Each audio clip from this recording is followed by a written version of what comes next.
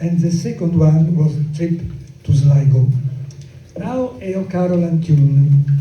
You know, Carolan is considered the last of the great Irish bards. In the tradition, the bards were not only harp players, they were also poets, storytellers, and also men of knowledge and wisdom. So, for example, there are some interesting words about from Oisin, the son of Finnmecul. I like to say to you, there are three things that always supported us: the strength of the arms, the sincerity, the clearness of the speech, and the sincerity of the art. So, Carolan's Cottage.